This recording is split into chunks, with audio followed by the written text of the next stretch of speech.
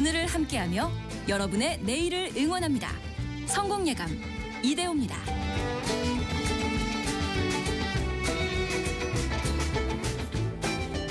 성공예감 이대호입니다. 2부가 시작됐습니다. 1월 19일 월요일 아침 오전 10시 5분 2부까지도 함께해 주셔서 감사합니다. 0567님이 오늘부터 춥다더니 진짜 춥네요. 감기 몸살로 주말 꼼짝없이 끙끙 앓다가 겨우 출근합니다. 이렇게 보내주셨는데 아이고 빨리 잘 회복하시길 바라겠고요. 진짜 춥죠. 내일부터는 더 추워진다고 합니다. 특히 오늘 밤 9시를 기해서 강원도 또 경기도 인천 강화 지역에 한파 경보가 발효될 예정이고요. 내일 아침 서울 기온 보니까 뭐 영하 12도 뭐 이렇게 예보돼 있던데 올겨울 최대 한파라고 합니다. 이제 1월 말로 가고 있는데 이 고비 건강하게 잘 건너시길 바라겠습니다.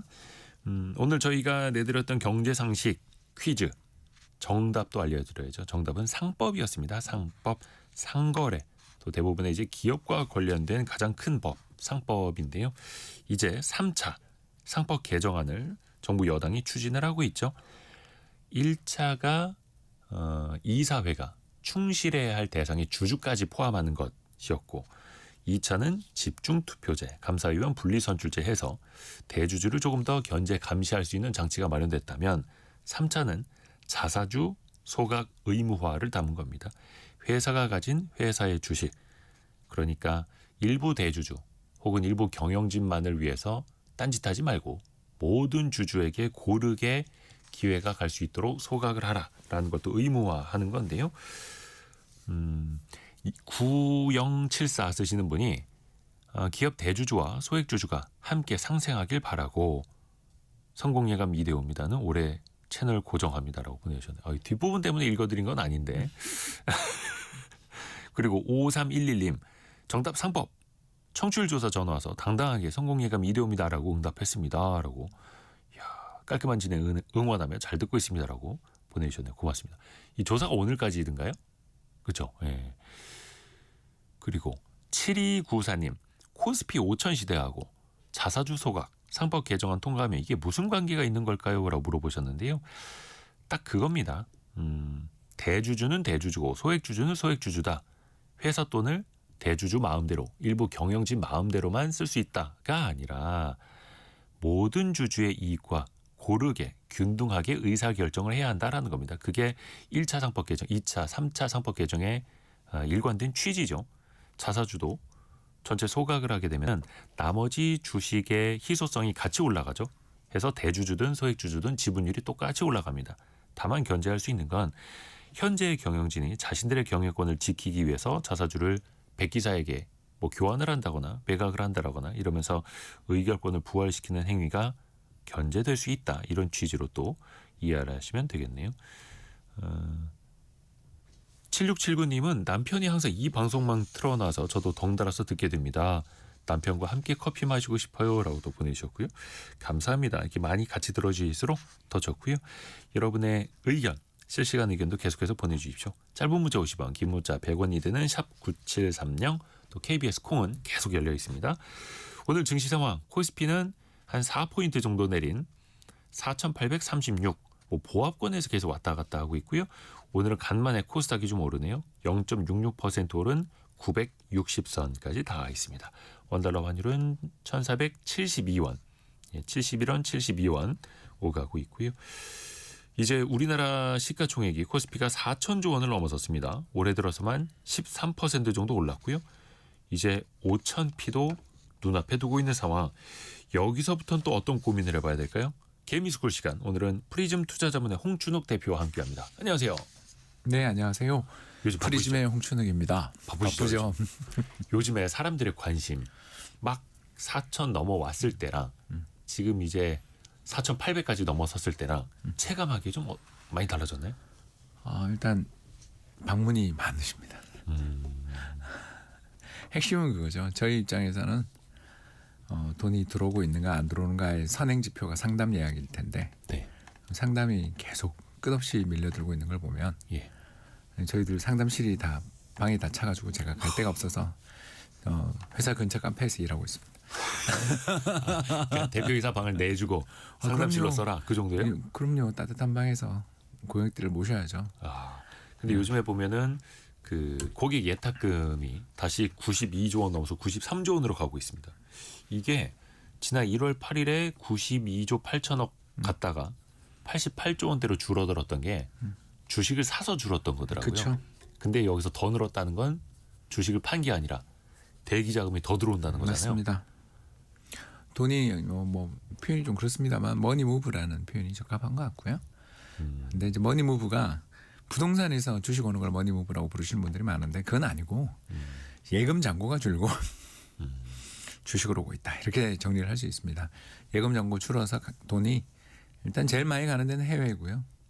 그리고 국내 그리고 특히 국내에서도 주식시장으로 돈이 많이 가고 있다. 이렇게 보시면 되겠습니다.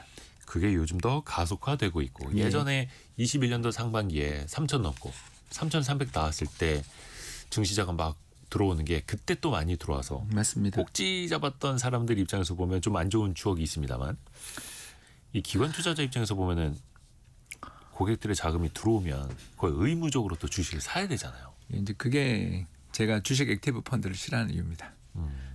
제가 이제 그 일을 오래 했거든요. 네. 제가 이제 올해 한 33년 정도 일을 하고 있는데 33년 일을 하는 중에 매니저로 한 13년, 12년 정도를 일을 했는데 그 중에 이제 이름만 대면 다 아는 우리나라 5대 운용사 2군데랑 국민연금 그리고 또 4대 은행 중에 한 군데 이렇게 일을 했잖아요. 네. 하면서 보면 저희는 그 언제가 꼭지인지를 알 수 있습니다. 오. 제가 그때 모 은행에서 일할 때였는데 네네네.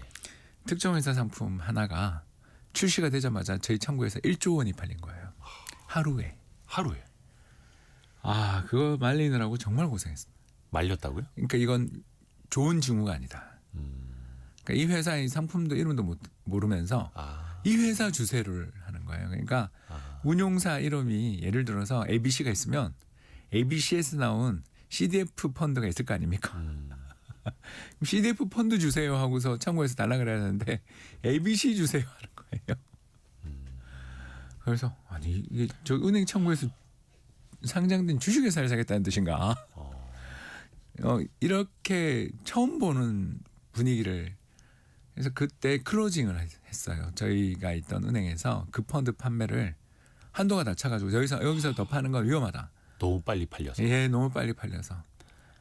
그런 일들 한번 겪으면요. 예. 저희가 매니저로서 그 운용을 하면서 되게 큰 고통과 또는 약간의 소외감을 느끼게 되는데 이제 우리 운용력 입장에서는 돈이 왕창 들어오는 게 먼 미래의 자기 소득에 대한 전망을 높이지만 네. 문제가 뭐냐면 왕창 돈이 들어올 때는 자기가 기존에 가지고 있던 주식을 더 사야 되는 식으로 운용을 하게 되겠죠. 두 가지 이유 때문에 그렇습니다. 하나 철학에 맞을 거 아니에요. 네네네. 내가 그 전에 삼성전자랑 SK하이닉스랑 LG에너지솔루션 이 세 종목에 예를 들어서 70% 투자를 하고 있는 매니저다. 네. 그런 매니저 많잖아요. 네네. 그럼요. 그러면 거기도 투자를 하고 있는 매니저한테 돈이 들어왔어요. 그럼 이 사람은 그걸 더 사겠죠. 그렇죠. 1조 원이 들어오면 각각 예를 들어서 정말 3천억씩 1천억씩 샀을 거 아니에요.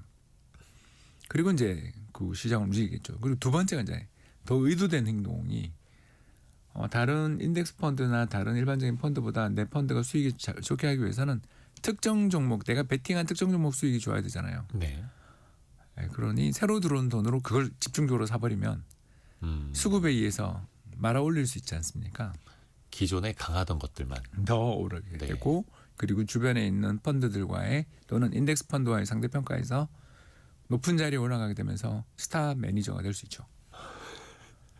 근데 그 뒤가 이제 좋지 않죠 대부분. 그러니까 어떻게 왜냐하면 보면 자기 고객 돈으로 기존 자기 포트폴리오가 더 강화되고 더 올라가는. 그러다가 이제 어느 날 얼마 전에 그 아주 유명한 주식 보유 신고서 보셨잖아요. 네. 예, 사다가 물렸고요.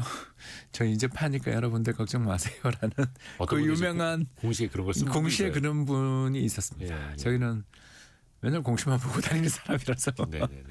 예, 전 뭐 그 제가 좋아하는 회사들의 공시가 오게끔 요새 다 돼 있잖아요. 예, 그 알림이 오게 돼 있습니다. 그래서 별의별 최근에 급등주들 또는 재밌는 주식들, 테마주들 이런 거는 다 대부분 공시 알림 서비스를 해놓는데 그 중에 한 종목에서 여러분 제가 시가총액의 30%를 들고 있는 주식 보유 변동 신고를 해야 되는 대주주이신 분이 돼서 여러분들 전부 다 제가 언제 파는지에 대해서 걱정 많이 하셨을 텐데 저 손해보고 다 팔았으니 이제 걱정하지 마십시오라고 공시에 올렸습니다. 그런 분이 있어요. 그분은 이제 고생 엄청 하고 나가신 거죠. 그러니까 제가 이 비유를 드린 이유가 결국은 꼬리가 몸통을 흔드는 그게 바로 이제 조지 소로스님이 하신 그 말씀인 거죠.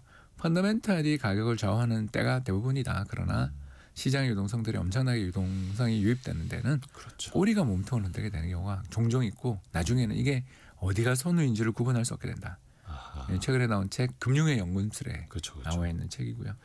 참고로 이 책 안 보신 분들은 주식 투자 안 하시는 게 좋다라고까지 이야기하지만 저도 다는 못 읽은 좀 어려운 책이죠. 나오긴 했습니다만. 근데 이게 참 쉽지 않은 게 그래서 무엇이 펀더멘털인지를 구분을 해야 되겠고 그 펀더멘털대로 가는 주식을 좀 잘 봐야 하는데 시장에는 또 특히 장이 좋을 때는 작은 이슈 하나만으로도 주가 폭등을 합니다. 그렇습니다. 뭐 코로나 때만 하더라도 당시에 애플카 애플이 자동차를 개발할 수 있다. 그럼 뭐 현대차랑 하느냐 기아차랑 하느냐 할 수도 있다 그러면서 뭐 막 엄청나게 급등을 하고 했었습니다만 기대감으로 가는 거는 또 잠시일 뿐인 거고요. 이제 그 지금 얘기를 좀 해보자면 사실은 코스피 5천 시대 막 얘기 나왔을 때 너무 꿈 같은 얘기 아니냐. 당장 3천도 멀어 보이는데 그런 이야기가 나왔었는데 이제 뭐 한 150포인트 정도밖에 안 남았습니다. 그렇죠. 이게 또 올라가는 속도가 있다 보니까 이젠 되게 뭔가 쉬워 보이는 착각을 또 하게 되는데 대표님은 어떻게 생각하세요?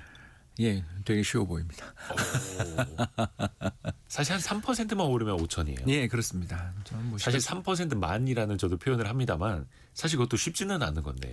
예, 또 이 정도 시가총액까지 왔는데도 비싸 보이지 않는다는 게 또 우리 한국 증시의 매력 아니겠습니까? 비싸 보이지 않는다. 예, 그래서 제가 이제 이 데이터들을 한번 쭉 모아본 게 네. 2001년부터 코스피 200기업, 그러니까 코스피 200이라는 건 한국 주식시장의 한 80%를 차지하는 거대 기업들의 실적을 다 이제 집계를 한번 해봤어요. 언제부터? 2001년부터. 왜 2001년부터 했냐면 그전 통계는 믿을 수가 없습니다. 공정공시 통계라는 거 이런 것들 좀 들어보셨을 텐데요. 네. 우리나라에서 기업들의 실적 발표라든가 이런 것들이 엉망진창으로 진행됐던 시기가 과거에 있었고 2000년대 초반까지도 사실 그 잘못된 문화가 굉장히 지배적이었습니다. 그러기 때문에 이제 2001년, 2002년부터가 어떤 의미로 보면 제대로 된 지표이고요. 물론 그 뒤에도 이름만 되면 알 수 있는 그 수많은 그룹들이 회계분식 저질러 가지고 다시 숫자를 사후적으로 조정하고 벌을 받는 일들도 있었는데요. 대충 그걸 감안해 보면 자 2001년 우리나라 상장기업 영업이익은 21조였습니다. 네. 네, 그때 종합주가지수 500포인트. 아주 옛날 얘기예요. 예, 자 지금 얼마일까요? 제가 그냥 300. 예, 300조 넘었습니다. 예. 그래서 그냥 작년을 300조로 치면 15배 정도 올랐죠. 그러니까 500포인트에 10배면 5000포인트. 그럼 지금 현재 실적만 보면 7,500 정도가 적합한 주가 지수입니다. 코스피 7,500. 예. 그러니까 어마어마한 실적 상승. 물론 이제 전망치부터 올라가는 거긴 합니다만. 이게 유지되면 네. 가능하다라는 전망인 거죠. 그러니까 그러다가 제가 이제 오늘 그림으로 못 보여드리는 게 참 아쉬운데 21조, 25조, 26조 이렇게 계속 올라가면 좋은데 한 5년에 한 번씩 반토막이 나요. 아무래도 경기 순환이 있다 보니까. 예, 그래서 100조의 벽을 넘는데 한 10년 걸렸고요. 그리고 또 200조의 벽을 넘는데 역시 또 10년이 걸리더라고요. 뭐든지 뭐 직선으로 갈 수는 없죠. 없죠. 네. 우리나라는 그게 너무 심하다. 근데 200조 갔으면 저점이 그러면 150조 돼야 되는데 다시 100조. 지금 우리 이대호 기자 막 코가 벌렁거리는데 우리끼리 하는 이야기로 네. 이놈의 나라는 안정감 따위는 저기 줘버린 나라다.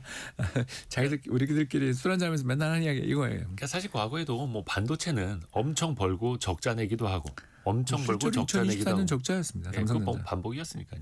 그래서 그런 부분들을 우리나라 시장이 좀 가지고 있기 때문에 네. 제가 편하게 말씀드리자면 오를 수는 있다. 음. 5천 넘는 거 어려워 보이지 않는다. 그런데 지키느냐는 전혀 다른 문제다. 그 5천 선을 지켜내느냐 그리고 5천 선을 주변으로 해서 여기가 지지선이 되느냐는 전혀 다른 문제다. 이 전혀 다른 문제를 해결하기 위해서는 세 가지 조건이 필요하다. 네. 저희들이 이제 맨날 하는 이야기가 이건데요. 첫 번째는 산업의 구조 변화. 그러니까 반도체 비중이 너무 커요. 뒤에 질문인데 먼저 땡겨서 할게요. 네네네. 반도체 비중이 너무 크다. 이게 이제 우리나라 경제의 고질적인 장점이자 문제죠. 저 대만도 TSMC 한 번만 잘못되면 나라가 그냥 완전히 흔들리잖아요. 근데 우리는 다행히 회사가 2개라서 다행이지만 아무튼 둘이 합친 사이즈는 TSMC만 하니까 네. 시가총액 기준으로 그게 걱정이고요. 이제 두 번째가 문제입니다. 두 번째가 뭐냐면 배당이 세계에서 제일 짜요. 얼마 전에 모임에서 2025년이 끝나고 배당 수익률이 곧 발표가 될 텐데 네. 몇 프로 보냐 하고서 우리 포를 한번 해봤어요. 그러니까 투표를 해봤는데 네. 제일 좋게 찍은 친구가 1.2, 제일 높게 찍은 친구가 2%였습니다. 코스피 전체. 예, 지금 영업이익이 300조가 넘는다고 그러고 있는데 왜 이렇게 찍었어? 그랬더니 배당을 줄 것 같아? 누가? 왜? 이러는 거예요. 친구들끼리 보여서. 주식 쪽에서만 한 20년 이상 있었던 친구 7명이었는데 단 한 명도 배당 수익률이 오를 거라고 전망을 안 하더라고요. 그러니까 2024년 배당 수익률이 2.01인가 그랬는데 그거보다 높게 찍은 사람이 아무도 없습니다. 그러니까 사실 실적이 더 좋아지면 그에 비례해서 뭐 배당 성향만 같이 가져들어도 금액은 또 늘어날 수 있을 테고 어떻게 보면 절대적으로 금액이 늘어나면은 더 많이 또 환원을 할 수도 있는 건데요. 그런 게 없죠. 그래서 배당 분리 과세 조건도 너무 가혹하고. 자, 이제 세 번째가 더 중요한데. 네네. 적대적 M&A가 이렇게 힘든 거였냐? 아하. 고려 아연. 아연이랑 용풍 M&A 과정에서 보시면 알겠지만 어느 쪽이 주식이 더 많은지는 대충 보이잖아요. 네. 근데 경영권은 바뀌지 않습니다. 현재 경영진이 굉장히 유리하죠. 유리하죠. 예. 그리고 그 소송이 끝도 없이 가고 있는 과정에서 용풍 쪽에 있던 좀 힘을 대주던 분이 또 어려움을 겪고 있고. MBK 그래서 쪽이요. 뭐 제가 봐서 저한테 던지려 그러면 고려아연이 이기는 것 같은데요. 돈은 반대편이 많지만 이기는 건 고려아연 같습니다. 한 10년 동안 더 할 것 같은데요. 라는 이야기를 우리는 할 수 있다는 거죠. 그러니까 사실 방금 그 말씀도 고려아연이 이기는 게 아니라 엄밀히 따지면 최윤범 회장 쪽이 이기는 거죠.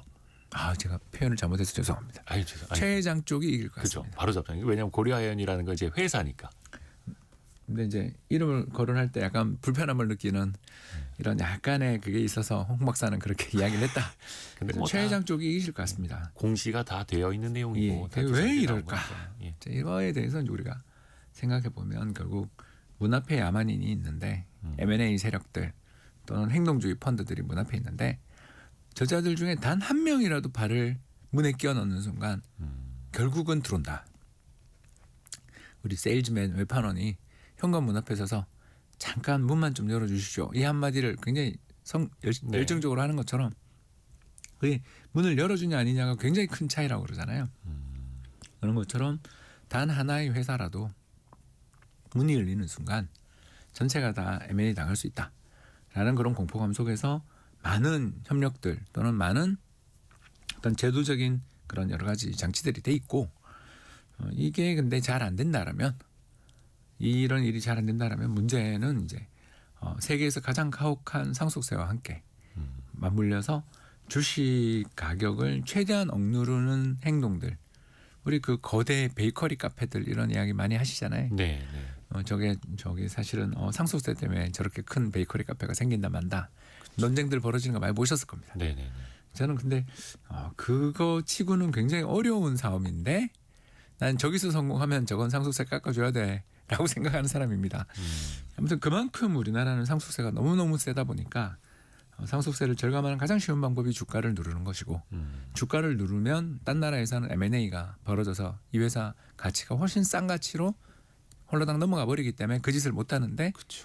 우리나라는 상속세도 세계 최고이면서 배당은 세계에서 제일 짜면서 그러면서 외국인들 뭐 행동주의 펀드들이 어떤 회사 상장기업 괜찮은 회사 하나 M&A 하는 건 거의 불가능하게 돼 있는 이런 시스템에서 뭐 상법 개정을 통해서 이제 자사주를 팔아라 말아라 그러는데 저는 이거는 그렇게 희망을 걸지 않는 거죠. 왜냐하면 이제 우리나라 64대 기업 집단에 대주주 지분율이 얼마인지 아십니까? 얼마 안 되죠. 2%가 안 됩니다. 예. 전체 총 아마 자산일까요? 전체로 봤을 때 그럴 거예요. 예, 2%가 안 되고요. 특히 자사주가 얼마인지 아십니까? 자, 이렇게까지 공부하고 다닙니다. 자사주가 대주주 지분율보다 압도적으로 높지 않습니까? 아니요, 약간 비슷합니다. 역시 2%입니다. 기업별로 차이가 있으니까요. 그 64대 대기업 집단 기준입니다. 대부분 기업이죠. 자, 이 이야기를 들으면서 그럼 경영권을 방어할 수 있나 생각할 텐데 우호 지분이 62%입니다. 계열사라든가 아까 이야기했던 여러 가지 유관기관들, 백기사들이 합쳐서 협력사들 뭐 다. 예. 자, 그러면 우리나라에서 이 배당도 중요하지만 자사주 매입 소각이라는 게 전체 2%밖에 안 돼요.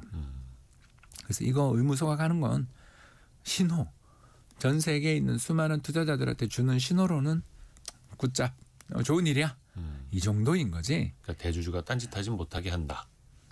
이런 걸 좀 강화해 줄 거야. 네. 라고 믿는 측면에서는 나쁘지 않죠. 저는 찬성. 그러나 이걸로 세상이 바뀐다. 헤이.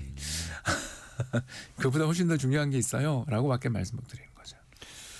사실 좀 갈 길이 멀긴 해요.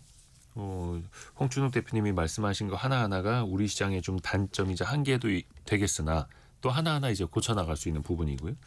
그래서 뭐 이제 배당소득 분류가서도 이제 시행이 됩니다만 실질적으로 또 이제 기업들이 얼마나 따라주는지도 봐야 되겠고 아까 잠깐 이야기를 하셨습니다만 자사주 소각 의무화하다면 이제 3차 상법 개정 오늘 저희의 경제상식 퀴즈이기도 했었는데 일단은 3월 주총 전에 처리한다는 게 여당의 목표라고 하더라고요. 그러면은 이 법안 내용도 있습니다만 자사주 가지고 만약에 뭐 교환을 한다라든지 어디에다 뭐 교환 사채를 발행한다라든지 의결권을 되살릴 거면은 주주들의 허락을 받아라 뭐 이런 취지 아니겠습니까? 그렇습니다. 그럼 좀 그래도 디스카운트 요인이 해소는 될까요? 어떻게 보세요? 네, 미미하지만 그러니까 이게 되면 바뀐다라고 하는 건 선동이고요. 이게 바뀌면 중요한 첫발입니다. 근데 그 첫발의 폭이 작다. 뭐 애기 이것 걸음이다. 때문에 주가가 더 오를 거다라고 보기는 어렵지만 그냥 애기 발자국 정도다. 거인의 발자국은 아닌 것 같습니다. 근데 또 기존에 자사주 비중이 높았던 기업들을 또 주목하는 투자들도 있잖아요. 그렇죠. 일부 기업들이 그렇습니다. 전체 상장 주식들 중에서 거의 20% 정도를 자사주를 깔고 계시는 몇몇 증권사가 제가 지금 바로 떠오르는데요. 네. 그런 기업들의 특징이 뭐냐면 상속 과정에서 대주주가 이제 세금 내느라고 물납을 하고 뭐 이렇게 하면서 주식 팔아서 내느라고 자기 지분율이 엄청나게 떨어진 곳입니다. 그래서 2세, 3세가 지분율을 엄청 떨어졌는데 회사는 경영권을 장악하고 싶잖아요. 네. 남아있는 방법이 자사주를 매입해서 RSU라고 불리는데요.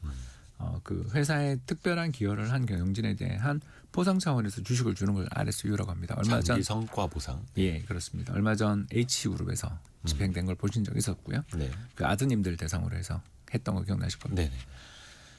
네네. 이 사례에서 보는 것처럼 자사주를 일단 사놓으면 그게 되게 그렇게 그런 식으로 쓸 수 있어서 굉장히 유리하고 더 나가서 이 자사주를 같은 처지에 있는 다른 증권사 2세님들하고 서로 교환을 하거나 백기사로 드리면 경영권이 날이 가면 갈수록 튼튼해지기 때문에 서로가 서로에게 우호적인 지분이 되어주는 거죠. 그리고 유통되지도 않고 그리고 누가 뭐 예를 들어서 주총에 들어서 뭔가 어떤 행동을 하기 위해서는 최소한의 주식들 얼마를 모아야 되는데 시장에 유통되는 주식들을 씨를 말려버리면 사실 아무 문제 없이 가는 거죠. 그래서 이럴 때 이제 저희들은 왜 상장 폐지하지 그래 이렇게 이제 이야기를 합니다만 여러분 잘 아시는 것처럼 또 상장돼 있으면 이익이 워낙 많은 부분이 많기 때문에 그렇죠. 또 그런 선택지는 또 배제돼 있고 그런 것 같습니다. 이런 것들이 이제 또 개선해 나가야 하는 거고 이제 좀 시장 이야기 해보자면 올해 들어서 52주 신고가 기록 중인 종목이 13%라고 합니다. 물론 이게 아니 코스피 이제 4,850시대에 13%밖에 안 돼라고 또 생각을 하실 수도 있을 것 같아요. 왜냐하면 기존의 어떤 반도체나 자동차나 로봇, 방산 뭐 이런 쪽으로 좀 몰리고 있어서 쏠려서 그런 거잖아요. 요 현상은 좀 어떻게 보시고 앞으로도 이럴까요? 예, 대단히 긍정적이다. 이게 긍정적인 거라고요? 예, 확산되면 도망가셔야 됩니다. 아하. 이런 이야기를 할 수 있게 돼서 좋습니다. 제가 저 성공예감 출연을 좋아하는 이유가 예. 제가 증권사에서 뭐 운용사 거대 운용사에서 일을 하고 또는 뭐 감독 기관에서 일을 하고 있으면 이런 이야기 절대 못하죠. 그러나 저는 그냥 앱 만들어가지고 자문해주는 네. 조그마한 스타트업을 하고 있는 입장이기 때문에 진실을 이야기하는 게 저는 도움이 된다고 생각합니다.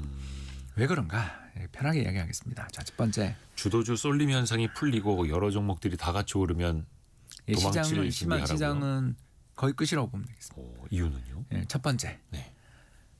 실적이 없는데 주도주가 됐는가 질문입니다. 제 질문. 네. 우리나라의 주식 시장을 주도하고 있는 종목이라고 해봐야 한 5개밖에 안 보이는데요. 네. 삼성전자, SK 하이닉스, 그리고 현대기아차, 여기다가 한화에어로스페이스, 네. 뭐 여기다가 하나 더 하자면 두산 에너빌리티 정도, 그리고 또 조금만 더 붙인다면 HD 그룹들의 일부 기업들 뭐 이런 정도가 될 것 같은데요. 이게 조선 방산 그리고 반도체, 네. 자동차로 이어지는 이 라인이 우리나라 기업들의 이익에서 차지하는 비중이 얼마일까? 굉장히 높지 않아요? 예, 50% 가까이 됩니다. 예. 그런데 이 종목만 오르는 게 뭐가 문제냐? 시가총액이 그 정도 안 되거든요. 더 싸요.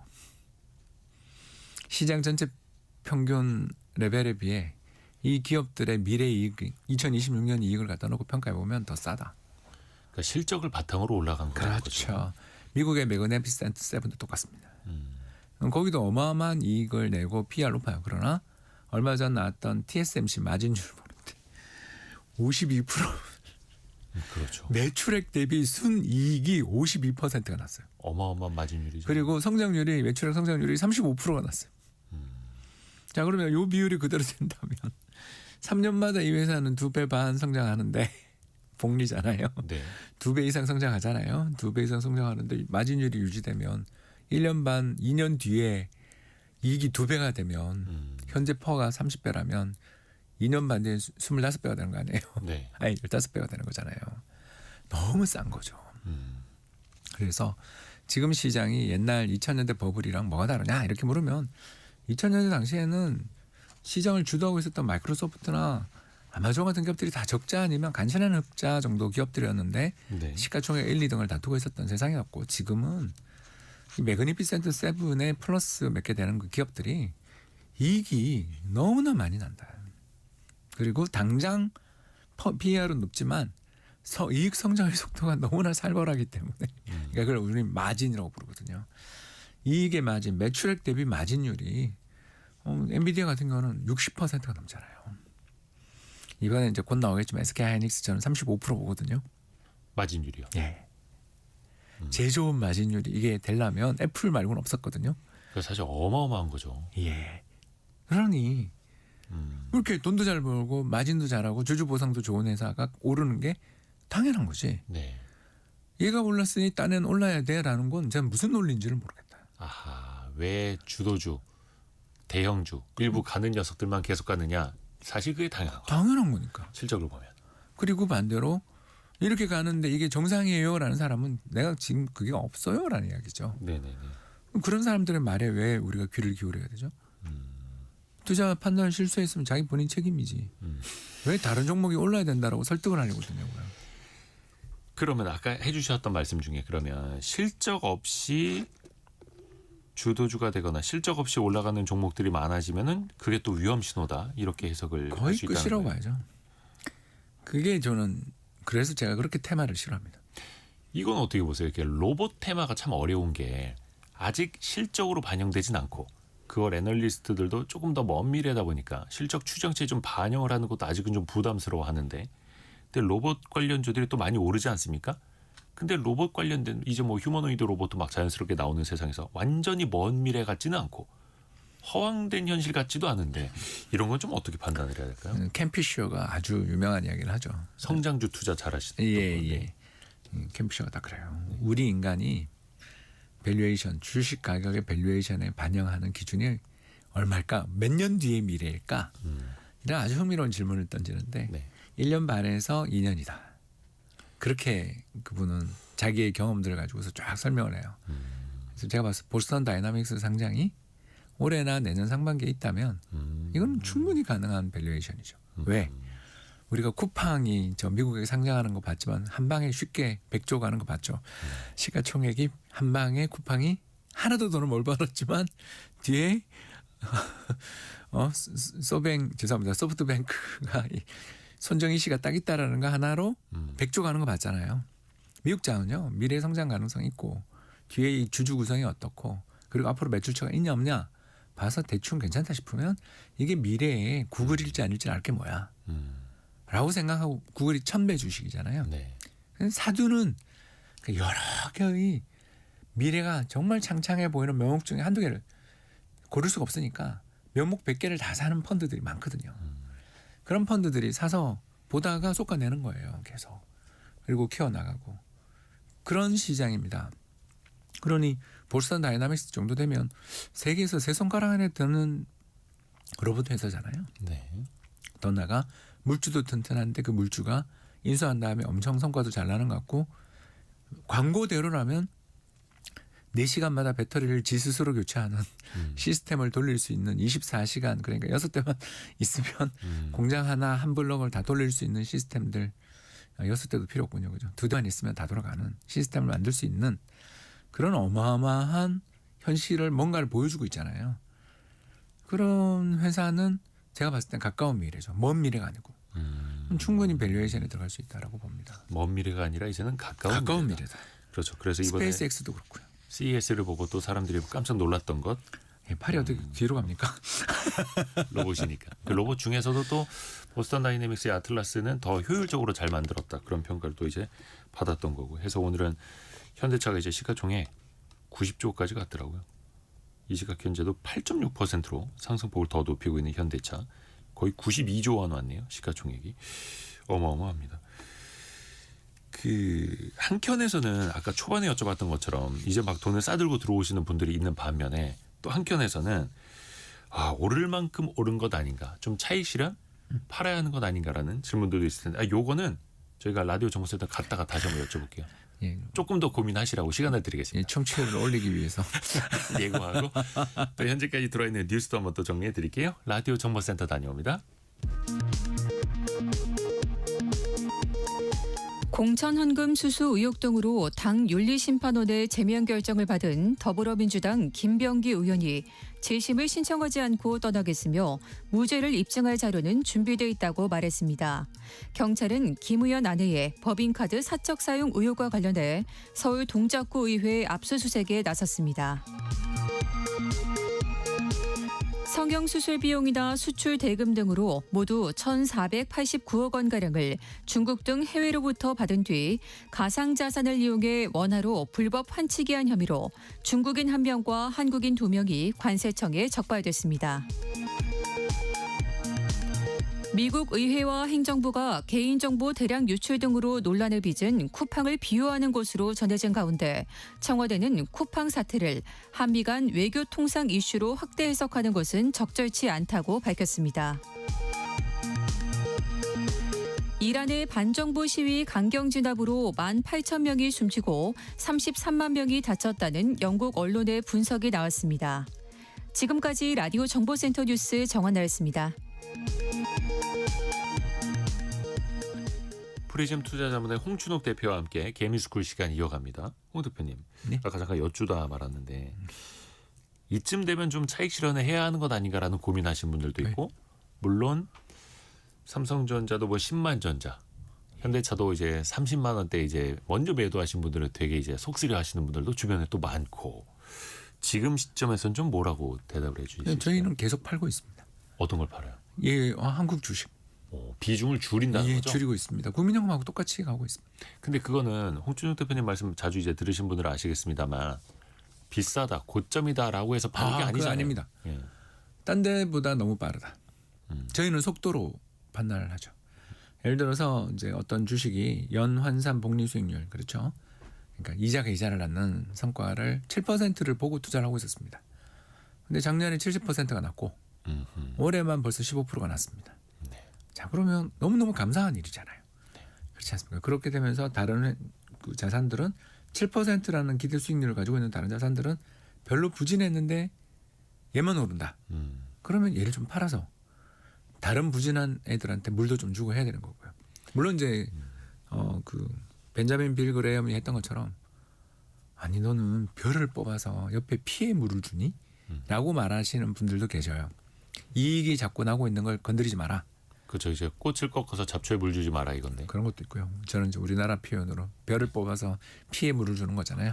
촌놈이라고 그랬습니다. 구분이 잘 안 가요, 사실. 예. 제가 왜 이 비유를 썼는지 금방 느끼셨을 텐데 예. 개별 종목 할 때 이러시면 안 됩니다. 개별 종목 할 때는 아까 이야기했던 것처럼 주도주 꽉 잡고 가셔야 되고요.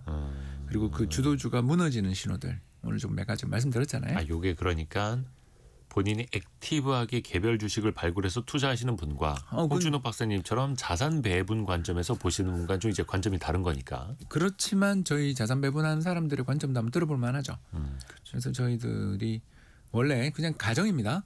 한국 기본 주식 비중을 한 12% 정도를 가지고 있었는데 17% 정도까지 갔어요, 작년에. 비중이. 그래서 자동 매도.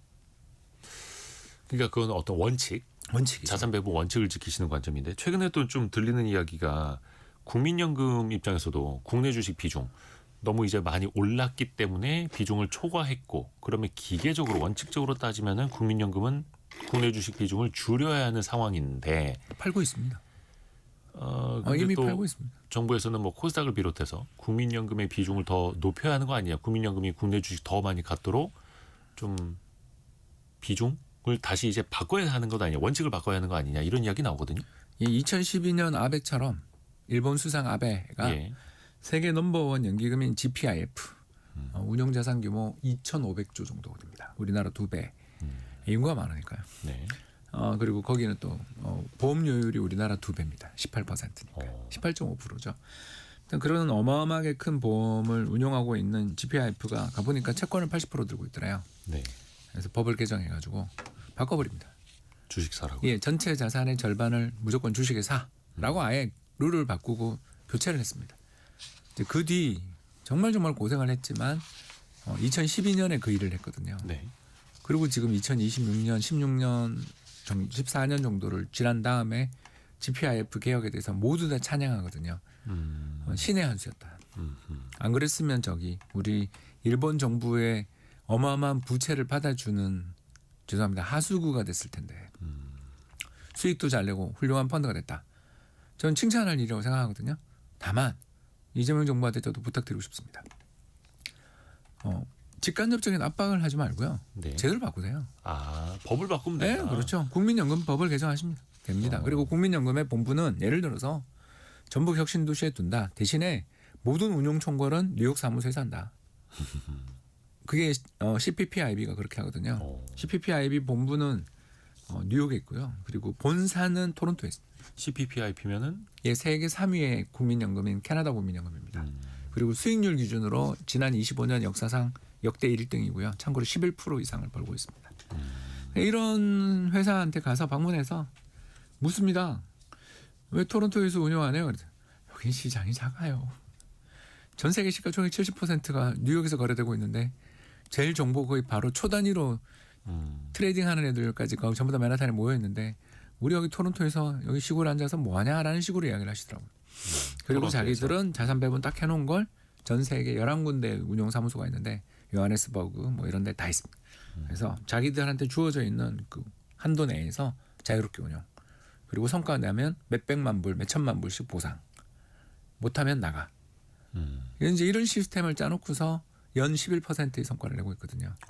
어마어마한 기금들이 있어요, 세상에는. 그래서 우리 모델이 CPPIB냐 아니면 일본 국민연금이냐 선택을 하시고요. 이미 수많은 보고서가 나와 있으니까 선택을 하셔서 딱 그대로 해서 룰을 그래 CPPIB처럼 국내 주식 비중 25%룰 만드세요. 그리고 독립적으로 운영하고 앞으로 그렇게 되도록 하면 되는 거지. 주식이 너무 적지 않냐? 이렇게 이야기하시면 안 되죠. 그렇죠. 그다음에 또 이제 홍춘욱 대표님은 국민연금에서도 일을 하셨었기 때문에 또 애정을 투자 가지고 운용 또, 팀장했습니다. 쓴소리도 많이 하고 계시고 이제 좀 시장 이야기 더 들어와서 보면은 뭐 이게 짧기는 합니다만 지난주에 미국 증시에서는 이제 대형주보다 좀 중소형주 러셀 2000 같은 중소형주가 좀 오르는 모습도 보여줬는데 이게 좀 반짝일지 아니면 조금씩 대형주에서 벗어나서 이른바 매기라고 하는 것이 중소형주에게도 갈 것인지 물론 앞에서도 실적이 대부분 대형주들이 내는 것이다라고 또 표현을 해주셨습니다만 어떻게 보시는지요? 예, 위험 신호다. 이 역시 이제 상당히 걱정하고 있습니다. 그래서 뭐 조정이라는 건 불가피해요. 이렇게 네. 매일 오를 수 없습니다. 그렇기 때문에 더군다나 지금 미국에서 조정거리들이 쌓이고 있거든요. 가장 대표적인 조정거리가 파월 의장님한테 형사처벌하겠다고 지금 고발해 놓은 상태. 그렇죠. 미국에서. 이것도 거기서 블룸버그랑 인터뷰하시면서 파월 의장님께서 독립투사 같은 말씀을 하시더라고요. 너네가 나를 이렇게 괴롭히는 이유를 알고 있기 때문에 나는 더욱 협력할 수 없다. 끝까지 임기 지키자. 아마 제가 봤을 때 이사 자리도 그만 안 두실 것 같거든요.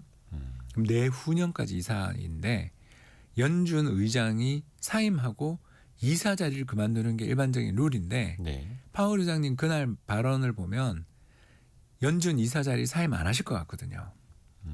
왜? 내가 여기서 네가 임명하는 새로운 연준 의장 혼을 내주겠다. 난 당신과 적이야라는 태도 그 결기가 보이더라고요. 만약 그렇게 되면 완전 분열이고 케빈 옷이 아니라 누가 오더라도 제가 봤을 때 전직 연준 의장이 거기 딱 앉아 있으면 신임이 꼼짝도 못 하거든요. 그러니까 기존의 그 연준 이사회 멤버들과 또 파월 의장의 또 뭐 유대 관계라든지 이런 게 또 있을 테니까. 거기다가 연준 이사를 그 교차 임기가 돼 있기 때문에 새로 계속 임명하면서 새로운 사람들 자기 사람들 집어넣겠지만 기존 멤버들을 단합시켜 버리시면 구심점이 있으면 모든 게임은 끝나거든요.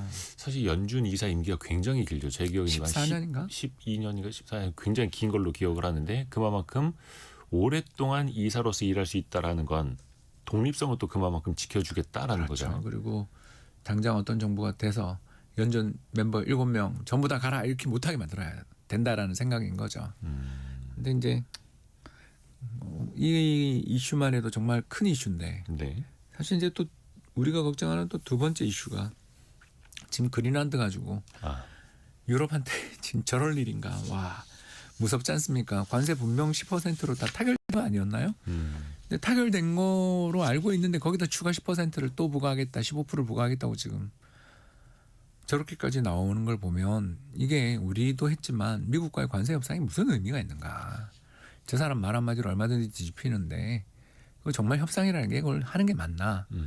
얼마 전에 대만은 TSMC 미국에 공장 짓는 걸로 관세율 인하했다고 만세 부르고 있던데 거기 보고 저도 하고 싶은 이야기가 야 그거 잠깐이야 라는 말밖에 못하는 거 아니냐. 한마디로 말해서 지금 시장이 우리는 그냥 너무너무 좋은데 미국 시장에 왜 못 가고 있냐 이렇게 물으면 그게 악재가 좀 나오고 있는 중이거든요. 네. 그런데 방금 이야기하신 것처럼 러셀 2000 지수만 달린다. 무섭죠. 아니 뭐 그쪽 산업은 되게 어려운데 왜냐하면 전 세계 파이라는 건 정해져 있어요. 파이를 키우는 게 되게 어렵죠. 네. 그 산업 내 파이의 그 재원이라고 하겠습니다. 이거의 대부분을 지금 AI가 다 가져가고 있어요. 돈이라는 돈은 다 AI로 가져가고 지금 노트북 새로 맞추려면 250만 원으로도 안 돼요. 가격이 많이 올랐죠. 그러니까 이런 엄청난 인플레 속에서 디램이 이렇게 낸드 플래시가 이렇게 어마어마한 인플레 속에서 사람들이 쓸 수 있는 돈은 한정돼 있는 데 비해서 그 돈들의 상당 부분은 전부 다 AI 쪽으로 간다면 나머지 산업들의 파이가 준다는 이야기인데 파이가 줄어드는 산업의 주가가 왜 오르냐는 거죠. 싸다 이것만으로 설명할 수가 없죠. 그러니까 이 AI를 이용해서 효율을 내고 매출을 더 내고 이익률을 높이는 그 기업들로 이제 집중되고 있다라는 거고 사실 이제 뭐 미국의 러셀 2000 지수였습니다만 우리나라 코스닥이 상대적으로 너무 부진하기 때문에 물론 코스닥 내에서는 사실상 뭐 꾸준히 실적을 잘 내는 기업들이 많지는 않죠. 뭐 투자가 더 필요한 벤처 기업들도 많고 뭐 바이오 기업들 당연하고 한데 정부에서도 뭐 코스닥 활성화 정책을 펼친다라는 얘기들도 있습니다만 어떻게 코스닥은 좀 기대해 볼 만한 포인트가 있겠습니까? 예, 그 규정 2개만 바꾸면 다 해결될 문제입니다. 첫 번째, 코스닥이 상장했으면 절대 거래소로 못 간다. 이사 못 간다. 예, 이사 못 간다. 예. 우리 셀트리온이 지금 어디 상장돼 있는지 한번 넘어가 있죠. 넘어가 있죠. 코스피로. 두 번째, 국민연금의 투자 벤치마크를 국민연금의 국내 주식 투자 벤치마크 지금 17% 정도 들고 있죠. 네. 거의 얼마인가요? 한 200조 넘죠. 200조가 훨씬 넘는 그 돈들의 상당수가 코스피 200 지수에 연동돼 있습니다. 그렇죠. 그걸 이제 저희는 벤치마크라고 부르는데요. 그걸 코스피 200 플러스 코스닥 50 이렇게 바꾸면 됩니다. 네. 그리고 대신 코스닥 50도 코스피 200처럼 유통 주식수 기준으로 왜냐하면 그 대주주나 유사 관계자들이 너무 많이 들고 있는 거는 매매가 안 되잖아요. 연금 입장에서 매매를 할 수가 없으니까 네. 그런 그 대주주나 내부자 비중들을 줄이는 가중치를 주는 유통 주식수 기준으로 해서 지수를 통합하는 거죠. 그래서 코스피 플러스 코스닥 50, 뭐 예를 들어서 코스닥 30 다 좋습니다. 아니면 코스피라는 표현을 빼고 코리아 200. 예전에 뭐 코리아 뭐 KRX 300도 있고 잘 안 돼서 하는 이야기죠, 제가. 코스피에다가 코스닥을 합쳐서 뭐 150 지수 만든 적도 있곤 한데 그거가 왜 안 되냐? 유통 주식 수가 아니어서 그렇다니까요. 다시 말씀드릴게요. 국민연금은 200조를 운영해요. 네. 그래서 거기에 1%만 사도 2조입니다. 네. 근데 어떤 회사 갔더니 시가총액 10조라서 살러 갔더니 저기 사모펀드가 한 40% 들고 있고 대주주가 40% 들고 있고 기관이 자사주가 있어서 살 수 있는 주식이 10%밖에 없어요. 그러면 그게 10조짜리 회사가 아니고 1조짜리 회사잖아요. 아, 그러면 그 시가총액 곱하기 0.1 해서 인덱스에 넣어야죠. 근데 그런 다양한 변수들을 포괄되어 있는 우리 국내 그 상장 지수가 코스피 200밖에 없어요. 그래서 못하는 거예요. 그러니까 하기 싫어서가 아닌 전체 시가총액뿐만 아니라 유동 시가총액. 그래서 왜 MSCI나 이런 데서 지수를 만들 때도 유동 시가총액을 또 중시하는 이유가 거기 있는 거고 실질적으로 유통 가능한 주식 수까지도 사실은 또 직접 투자자라면 공부를 해보셔야 되겠고요. 야, 벌써 시간이 다 갔습니다. 프리즘 투자자문의 홍춘욱 대표와 함께했습니다. 고맙습니다. 감사합니다. 감사합니다. 김지은님이 아까 책 이름 잘 못 들었다고 하셨는데 조지 소로스 금융의 연금술이라는 책을 아까 언급해 주셨고요. 박영은님 주식은 하루 종일 보고 있으면 어려움이 조금 풀린다라고 보내주셨는데 주가가 아니라 그 주가를 움직이는 요인들을 같이 또 바라보셔야죠. 내일 아침 9시 5분에 다시 돌아오겠습니다. 성공 예감은 오늘도 여러분을 응원합니다.